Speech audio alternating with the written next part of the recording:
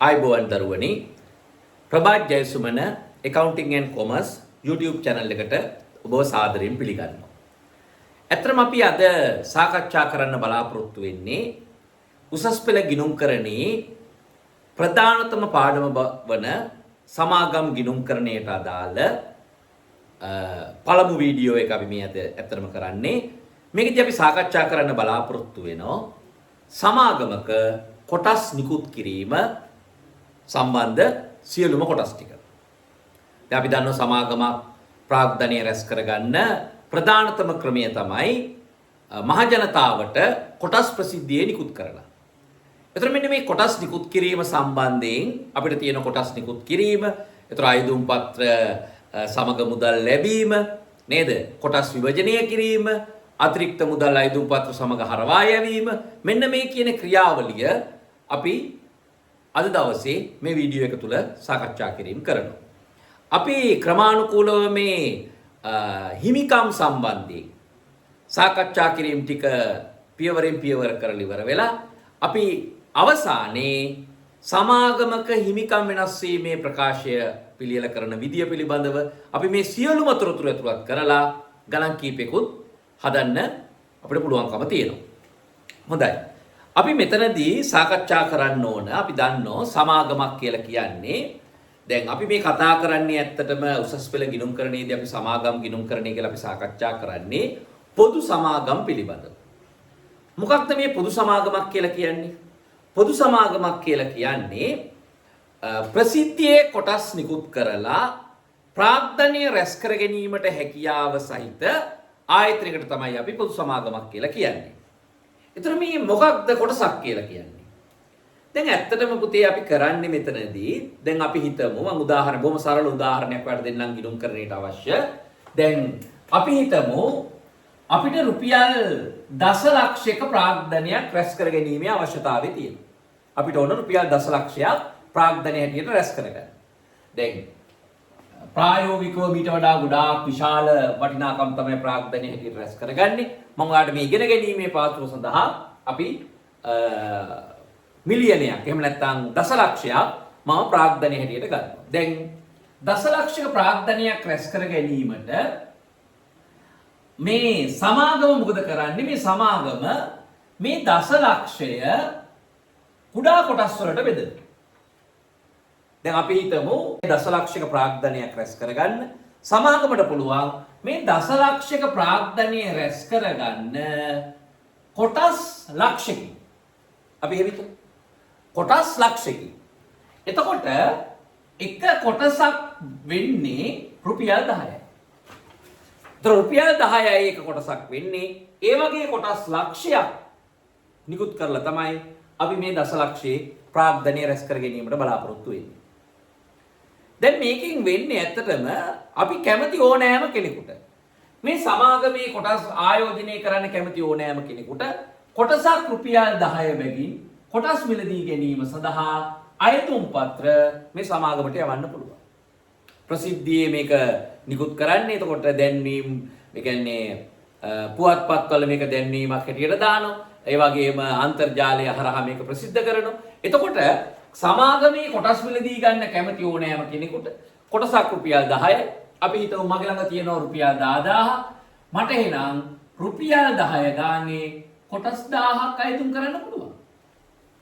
ඒතර ආයෝජකයෙක් මේක සමාගමේ අයිතිකාරයෙක් බවට පත් වෙන්න තමන් සතුව තියෙන මුදල් ප්‍රමාණය කීය වුණත් ප්‍රශ්නයක් නෑ. මොකද කොටසක් රුපියල් 10 බැගින් තමන්ට මිලදී ගන්න පුළුවන්. ඒතර විශාල පිරිසක් මේ සමාගමේ අයිතිකරුවෝ බවට පරිවර්තනය වෙනවා. ඉස්සෙල්ලම කරන්නේ සමාගම මේ කොටස් ප්‍රමාණය තීන්දුව කරනවා. ඒතර කොටස් ලක්ෂයක් රුපියල් 10 ගන්න. කොටස් ලක්ෂයක් නිකුත් කරනවා රුපියල් 10 ගන්න. මෙයාට රැස් කර ගැනීමට අවශ්‍යයි කොටස් මිලියනයක්. කොටස් මිලියනයක් රැස් කර ගැනීම රුපියල් මිලියනයක් රැස් කර ගැනීමට අවශ්‍යයි ප්‍රාග්ධනය හැටියට. ඒතර මේ කොටස් මිලදී ගන්න කැමති අය නිශ්චිත දිනයක් අපි සඳහන් කරනවා මේ සමාගම මෙන්න මේ දවසට පෙර අයදුම් පත්‍රය වන්න කියලා. ඒතර අයදුම් පත්‍ර පුරවලා නිසි පරිදි අයදුම් පත්‍රය පුරවලා ඒ අදාළ මුදල සමග සමාගමට ඒ අයදුම් පත්‍රය වන්න ඕන. අපි ඒකට කියනවා අයදුම් කරනවා. කොටස් අයදුම් කරනවා. ඊළඟට අයදුම් පත්‍ර ආවට පස්සේ බොහෝ වෙලාවට සමාගමට මේ අපි නිකුත් කරපු කොටස් ප්‍රමාණයට වඩා වැඩි කොටස් ප්‍රමාණයක් සඳහා අයදුම් පත්‍ර ලැබෙනවා. අපි හිතමු ඒ අදාළ දිනේ අවසන් වෙනකොට කොටස් 1,50,000ක් සඳහා රුපියල් 10 ගානේ අයදුම් පත්‍රය අවිල්ලා තියෙනවා. දැන් එහෙනම් අපිට තේරෙනවා කොටස් 50,000ක් වැඩිපුර අයදුම් පත්‍රය අවිල්ලා තියෙනවා. අපි එහෙනම් මොකද කරන්නේ? අර වැඩිපුර ලැබිච්ච කොටස් 50,000ට අදාළ මුදල් නැවත ප්‍රතික්ෂේප කරලා ආපහු යවන්න ඕන. ඉතිරි කොටස් ලක්ෂය අපි සමාගමේ අයිතිකරුවන් බවට පත් කරගන්න ඕන. අපි ඒකට කියනවා කොටස් විභජනය කරනවා කියලා. මම නැවත කියන්නම් ඒක. සමාගමට අවශ්‍ය ප්‍රාග්ධනය රැස් කරගන්න සමාගම මේ විදිහට කොටස් නිකුත් කිරීම කරනවා. ඒතර මෙහෙම කොටස් නිකුත් කරාට පස්සේ මහ ජනතාව නැත්නම් ආයෝජකයින් මේ සමාගමේ කොටස් මිලදී ගන්න කැමති අය රුපියල් 10 බැගින් කොටසකට ගෙවලා අයදුම් පත්‍ර පුරවලා තමන් මිලදී ගන්න කැමති කොටස් ප්‍රමාණය ඒ කොටස් ප්‍රමාණයට සරිලන වටිනාකම එක්ක අයදුම් පත්‍ර සමාගමට එවනවා. එතකොට මොකද කරන්නේ සමාගම? ඒ අයදුම් පත්‍ර බාර ගන්න අවසාන දිනේ ලැබිලා තියෙන අයදුම් පත්‍ර ප්‍රමාණය බලලා අතිරික්ත අයදුම් පත්‍ර තියෙනවා නම් යම් කිසි විධිමත් ක්‍රමයකට මේ කොටස් ලක්ෂය අර අයදුම් කරපු අය අතර බෙදා හැරීම පළමුව කරනවා. අපි ඒකට කියන කොටස් විභජනය කරනවා කියලා. අයිතිය ලබා දෙනවා. මේ ඉල්ලුම් කරලා විතරයි තාම තිබුණේ. අපි අයිතිය ලබා දීමක් කරනවා එතනින් පස්සේ. ඊළඟට මොකද වෙන්නේ? අර අතිරික්ත අයදුම් පත්‍ර තියෙනවා නම් වැඩිපුර ඒවපු අයදුම් පත්‍ර තියෙනවා නම් මුදලුත් සමග ප්‍රතික්ෂේප කරලා අපි ආපහු යවන්න ඕන. ඒතර මේ ගිණුම්කරණයේදී මෙන්න මේ කොටස් ටිකට අදාළ දිස්සටහන් ටික තමයි අපි මේ සාකච්ඡා කරන්න ඕන. මේ මොහොතේ මම සාකච්ඡා කරන්න බලාපොරොත්තු වෙන්නේ. දැන් අපි බලමු මේ කොටස් නිකුත් කිරීම සම්බන්ධ ඉස්සෙල්ලම දිත්ත සටහන් ටික අපි බලා ගන්න ඕන. කොටස් නිකුත් කිරීමේ දිස් සටහන් ටික අපි බලා ගන්න ඕන. අංක 1 කොටස් සඳහා අයදුම් පත්‍ර සමග මුදල් ලැබීම. කොටස් සඳහා අයදුම් පත්‍ර සමග මුදල් ලැබීම. මේක දිස්සටහන අපි ලියනවා මුදල් ගිණුම හර කොටස් නිකුතු ගිණුම බැර. අයදුම් පත්‍ර සමග මුදල් ලැබුණම අපි ඒක දිස්සටහන දානවා මුදල් ගිණුම හර කොටස් නිකුතු ගිණුම බැර. අංක 2 අංක 2 කොටස් විභජනය කිරීම. කොටස් විභජනය කරන්න ඕන බෙදලා දෙන්න ඕන. ඒ අදාළ ප්‍රමාණයන් සමහරලාට අතිරික්ත තියෙනවා නම් අපි ප්‍රතිශතාත්මකව අනුපාතයක් හැටියට වෙන්න පුළුවන්. ඉල්ලපු සියලුම කොටස් දෙන්න වෙන්න පුළුවන් කමක් නැති වෙන්න පුළුවන්. ඒතර අපි කරන්නේ මොකද්ද? ඉල්ලලා තියෙන ප්‍රමාණයම දෙන්නේ නැහැ අපි. යම් අනුපාතයක් අපි ඒ ඉල්ලපු අයට දෙනවා. කොහොම හරි අපි නිකුත් කරමු කොටස් ප්‍රමාණය තමයි අපිට නිකුත් කරන්න පුළුවන්කම තියෙන්නේ. අපි ඒතර මොකද කරන්නේ මේකේ දිස්සටහන කොටස් නිකුතු ගිණුම හර කොටස් නිකුතු ගිණුම හර ප්‍රකාශිත ප්‍රාග්ධන ගිණුම බැර. කොටස් නිකුතු ගිණුම හර ප්‍රකාශිත ප්‍රාග්ධන ගිණුම බැර. ප්‍රකාශිත ප්‍රාග්ධන ගිණුම බැර. තුන්වෙනි එක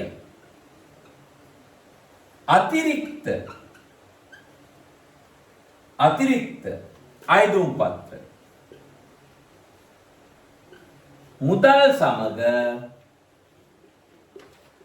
හරවා යැවීම. අතිරික්ත අයදුම් පත්‍ර මුදල් සමග හරවා යැවීම. ඒක දිස්සටහන අපි ලියනවා කොටස් නිකුතු ගිණුම හර මුදල් ගිණුම බැර. කොටස් නිකුතු ගිණුම හර මුදල් ගිණුම බැර. ඔන්න ඔය විදිහට අපිට පුළුවන් කොටස් නිකුත් කිරීමේ දිත්ව සටහන් ටික සටහන් කරන්න. කොටස් නිකුත් කිරීමේ දිස් සටහන් ටික ඔය විදිහට අපිට සටහන් කරන්න පුළුවන්කම තියෙනවා.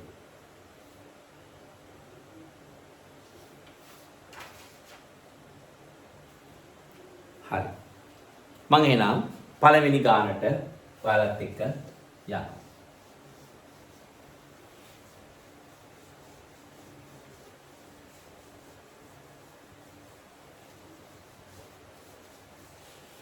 හොඳයි.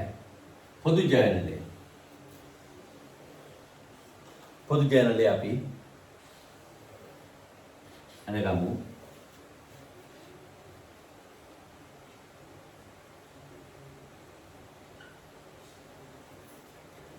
පොදු ජර්නලය.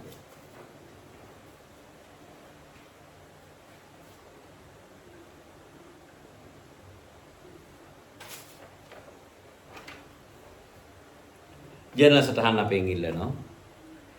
ලෙජර් ගිණුම් ඉල්ලනවා මේකට. අපි ලෙජර් ගිණුම් ගහගමු.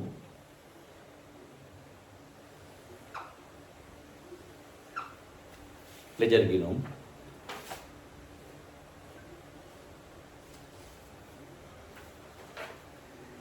අපි පළවෙනි ගාන මෙන්න මෙහෙම තියෙනවා. සීමා සහිත රයිගම් සමාගම 2026 1 දින කොටස් 40000ක් රුපියල් 6 ලක්ෂක ප්‍රතිෂ්ඨාවකට නිකුත් කරන ලදී.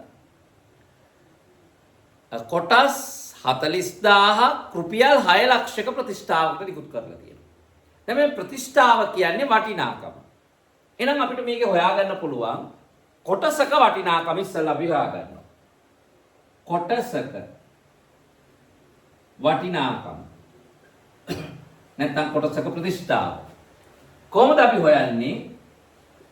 මුළු ප්‍රතිෂ්ඨාව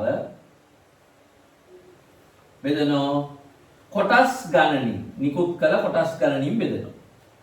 දැන් අපි රුපියල් 6 ලක්ෂයක ප්‍රතිෂ්ඨාවක් ලබා ගන්න කොටස් 40000ක් නිකුත් කරලා තියෙනවා. 6 ලක්ෂ ප්‍රතිෂ්ඨාවක් ලබා ගන්න කොටස් 40000ක් අපි නිකුත් කරලා තියෙනවා. එහෙනම් කොටසක ප්‍රතිෂ්ඨාව අපිට එනවා කොටසක් රුපියල් 15යි. කොටසක් රුපියල් 15යි. අපි ඔන්න මුලින්ම කොටසක වටිනාකම හොයාගත්තා. 2026 1.25 වන දින දක්වා අයදුම්පත් ඉදිරිපත් කළ හැකිව තිබුණි. 1.25 වන විට කොටස් 55000ක් සඳහා අයදුම්පත්‍ර ලැබී තිබුණි. කොටස් 55000ක් සඳහා අයදුම්පත්‍ර ලැබිලා තිබුණා. අපි එහෙනම් ලියනවා 1.25 දිනය 1.25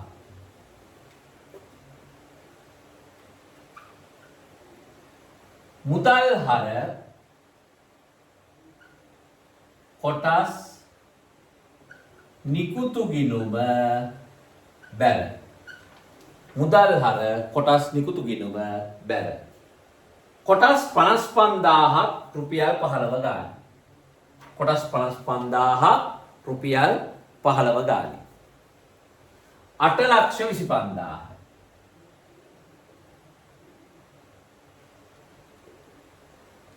8,25,000 අපි ලියනවා අයදුම් පත්‍ර සමග ලද මුදල් සටහන් කළා. අයදුම් පත්‍ර සමග ලද මුදල් සටහන් කළා. අපිට කොටස් නිකුත් කරලා තියෙනවා. අපි කොටස් අපිට ලැබිලා තියෙන අයදුම් පත්‍ර කොටස් 55000ක් සඳහා රුපියල් 15 ගාන. එහෙනම් අපි දානවා මුදල් ගිණුම හර කොටස් නිකුතු ගිණුම බැර. මුදල් ගිණුම හර කොටස් නිකුතු ගිණුම බැර. මුදල් ගිණුම හර වෙනවා 1.25 කොටස් නිකුතු කියලා 8,25,000 8,25,000 කොටස් නිකුතු ගිණුම බැර වෙනවා 1.25 මුදල් කියලා 8,25,000 8,25,000 අපිට ඊට පස්සේ කියනවා මෙම කොටස් 2.10 දින විභජනය කරන ලදී. ඒත් අපි දන්නවා කොටස් විභජනය කරන්න පුළුවන් උපරිම කොටස් 40000. එහෙනම් 2.10 කොටස් නිකුතු ගිණුම හර ප්‍රකාශිත ප්‍රාග්ධන ගිණුම බැල. සාමාන්‍ය කොටස් ප්‍රාග්ධන ගිණුම බැල. කීයක්ද? කොටස් 40000ක් රුපියල් 15 ගානේ ලක්ෂ 6යි. ලක්ෂ 6යි. කොටස් විභජනය කළා. කොටස් විභජනය කළා. කොටස් විභජනය කළා. අපි මොකද නිකුත් කරලා තියෙන්නේ කොටස් 40000යි. එහෙනම් කොටස් 40000ක් රුපියල් 15 ගානේ අපි විභජනය කළා. ඊළඟට 2.12 අතිරික්ත මුදල් ආපසු හරවල යවනවා. 2.12 දැන් අපි කොටස් නිකුත් කරේ 40000යි. කොටස් 55000ක් සඳහා ඉදුම් පත්‍ර ලැබුණා. එහෙනම් අපි ළඟ අතිරික්ත ඉදුම් පත්‍ර තියෙනවා 15000. රුපියල් 15 ගාන. එහෙනම් අපි මේ අතිරික්ත ඉදුම් පත්‍ර මුදල් සමග හරවල යවනවා. කොටස් නිකුතු ගිණුම හර 2,25,000යි. මුදල් බැර 2,25,000. අතිරික්ත අයදුම් පත්‍ර මුදල් සමග ආපසු යැවීම. මුදල් සමග ආපසු යැවීම.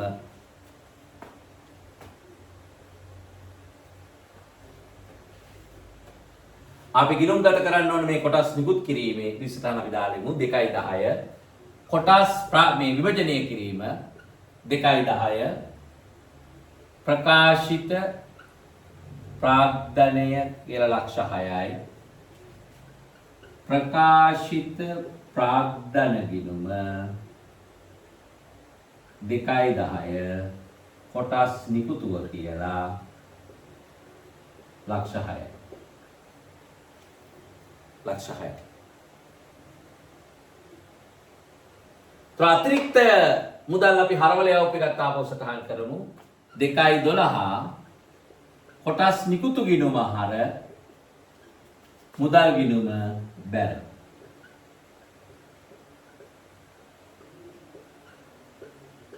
දෙලක්ෂ 25,000.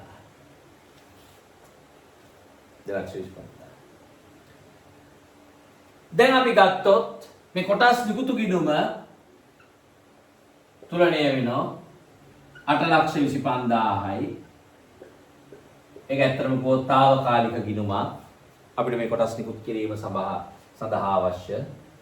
මුදල් ගිණුම තුලණය කරාම අපිට ශේෂයක් ඉතුරු වෙනවා.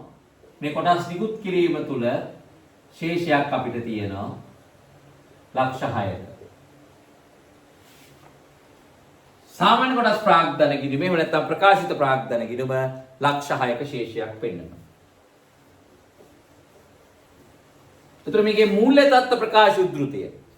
මූල්‍ය தত্ত্ব ප්‍රකාශ උද්ෘතය අපි ගත්තොත්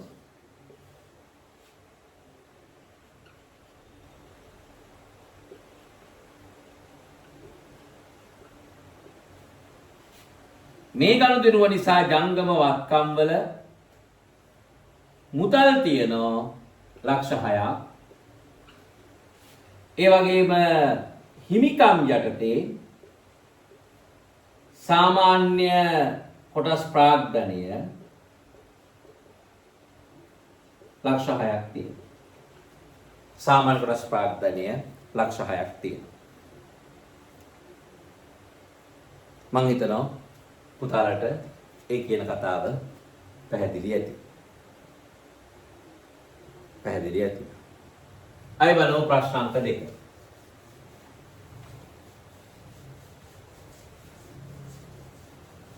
අපි තව ප්‍රශ්නයක් මේ විදිහට අපි බලමු මේ කියන ටික තේරුම් ගන්න.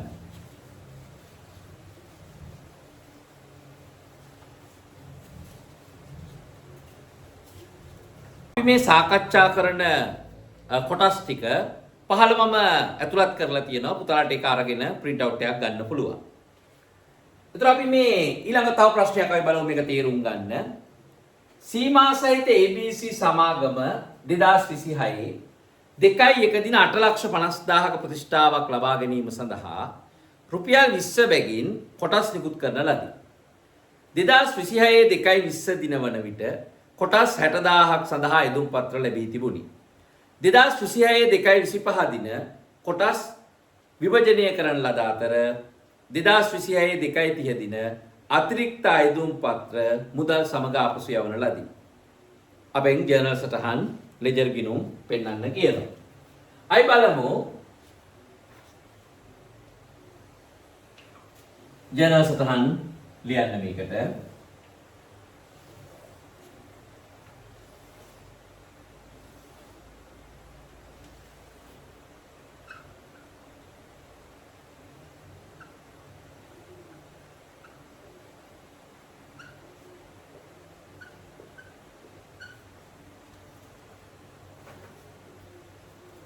තෙල 8,50,000ක ප්‍රතිෂ්ඨාවක් ලබා ගැනීම සඳහා රුපියල් 20 බැගින් කොටස් නිකුත් කරලා තියෙනවා. දැන් අපි බලමු නිකුත් කළ කොටස් ගණන. මුළු ප්‍රතිෂ්ඨාව බෙදන කොටසක වටිනාකම. මුළු ප්‍රතිෂ්ඨාව තියෙනවා 8,50,000. කොටසක වටිනාකම තියෙනවා 20ක්. එහෙනම් අපිට එනවා කොටස් 42,500ක් නිකුත් කරලා තියෙනවා. කොටස් 42,500ක් නිකුත් කරලා තියෙනවා. මෙන්න අපිට කියනවා 2.20 වන විට කොටස් 60,000ක් සඳහා යෙදුම් පත්‍ර ලැබුණා. ඒතර යෙදුම් පත්‍ර ලැබුණම අපි ලියනවා දිස්සටහන මුදල් ගිණුම හර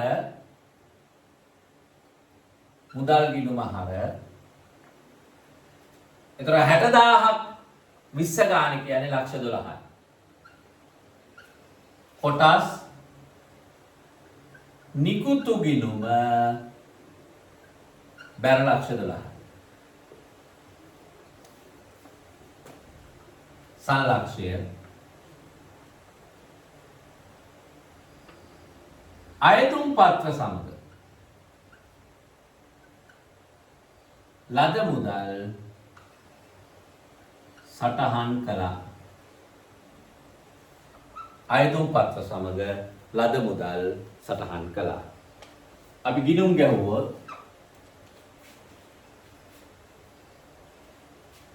මුදල්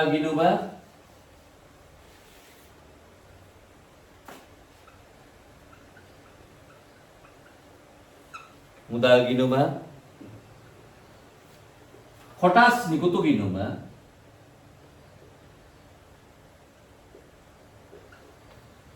ප්‍රකාශිත ප්‍රාග්ධන ගිණුම.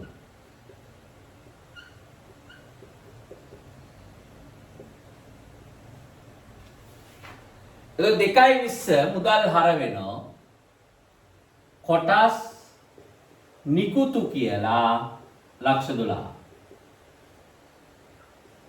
කොටස් නිකුතු ගිණුම බැර වෙනවා මුදල් කියලා ලක්ෂ 12. ඒක හරි මම හිතන්නේ පුතාලට පැහැදිලි.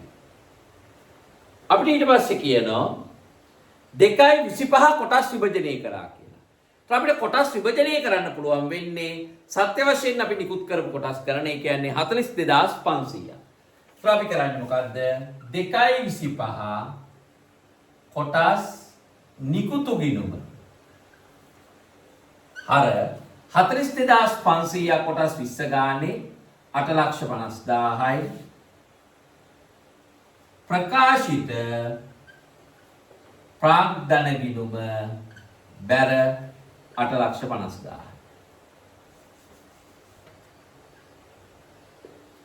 සංලක්ෂය කොටස් විභජනය සටහන් කළා. කොටස් විභජනය සටහන් කළා. ඒකෙදි සටහන දානවා කොටස් නිකුතු ගිණුම හර ප්‍රකාශිත ප්‍රාග්ධනය කියලා 8,50,000යි. ප්‍රකාශිත ප්‍රාග්ධන ගිණුම බැර කොටස් නිකුතු කියලා 8,50,000යි. 8,50,000. ඊළඟට අතිරික්ත අයදුම් පත්‍ර මුදල් සමග හරවල යවනවලු 2.30. sorry 2.28. කොටස් නිකුතු ගිණුම හර. එතකොට අපිට වැඩිපුර තියෙනවා කොටස් 60,000ක් සඳහා තමයි අයදුම් පත්‍ර ලැබිලා තිබුණේ. අපි කොටස් 42,500යි නිකුත් කරලා තිබුණේ. so කොටස් 17,500ක් අපි ළඟ වැඩිපුර තියෙනවා මුදල් සමග. ඒ කියන්නේ 3,50,000 වටිනාකම. මුදල් ගිණුම බැල 3,50,000. අතිරික්ත අයදුම් පත්‍ර මුදල් සමග හරවා යැවීම. මුදල් සමග හරවා යැවීම. අතිරික්ත අයදුම් පත්‍ර මුදල් සමග හරවා යැවීම. අපි ඒකෙදි ඉස්සතහන දැම්මොත් කොටස් නිකුතු ගිණුම හර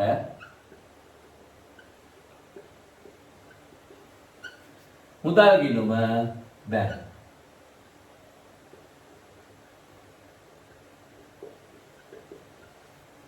දැන් පුතාලට පැහැදිලි මේකේ කොටස් නිකුතු ගිණුම අහෝසි වෙනව නැත්නම් තුලණය වෙනවා. එයා මේ වැඩේට ආපු తాවකාලික ගිණුම. මුදල් ගිණුමේ ශේෂය ඉතුරු වෙනවා ලක්ෂ 8,500. 8,50,000. ප්‍රකාශිත ප්‍රාග්ධන ගිණුමෙත් තියෙනවා 8,50,000. අපි මූල්‍ය තත්ත්ව ප්‍රකාශ උද්ෘතියක් ගැහුවොත්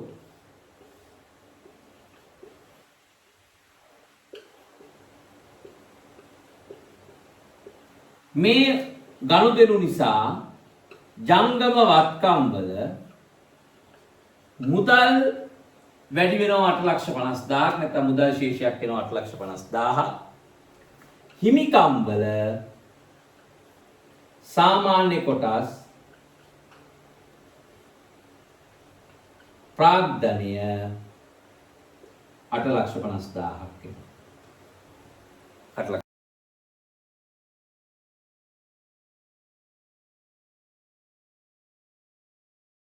ඔන්න ඔය විදියට කොටස් නිකුත් සාමාන්‍ය කොටස් නිකුත් කිරීම සම්බන්ධයෙන් අපිට ඔය පියවරයන් තුන මතක තියාගන්න ඕන. මොකක්ද? අයදුම් පත්‍ර සමග ලැබෙන මුදල් ගිණුම් ගත කරන්න ඕන. කොටස් විභජනය කරන්න ඕන. අතිරික්ත අයදුම් පත්‍ර මුදල් සමග හරවා යවන්න ඕන. එතකොට අපි ඕක ඇත්තටම හිමිකම් වෙනස් වීමේ ප්‍රකාශයත් එක්ක බද්ධ කරලා තමයි මේක විභාගයේ අපි ප්‍රශ්න හැටියට අහන්නේ. MCQ පේපර් එකේ මේක වෙනම අහන්නත් පුළුවන්. ඒ නිසා ඊටාම ලේසි කොටසක් මේක. අපි මේක තව ටිකක් පුතාලට ප්‍රැක්ටිස් කරන්න මම තව ගණන් කීපයක් පහල ඇතුළත් කරලා තියෙනවා. පුතාලා ඒක පිළියෙල කරලා මට WhatsApp කරන්න. එතකොට අපිට ඒකේ අඩුපාඩු තියෙනවා නම් බලන්න පුළුවන්කම තියෙනවා. එහෙනම් අපි ඉදිරි වීඩියෝ එකේදී මම බලාපොරොත්තු වෙනවා ප්‍රසාද කොටස් නිකුත් කිරීම හා හිමිකම් කොටස් නිකුත් කිරීම පිළිබඳව සාකච්ඡා කරන්න. එහෙනම් අපි නැවතත් මෙවැනි වීඩියෝ එකක් එක්ක සම්බන්ධ වෙමු. පුතාලා මේ කොටස් ටික ගෙදරදී පුරුදු වෙන්න.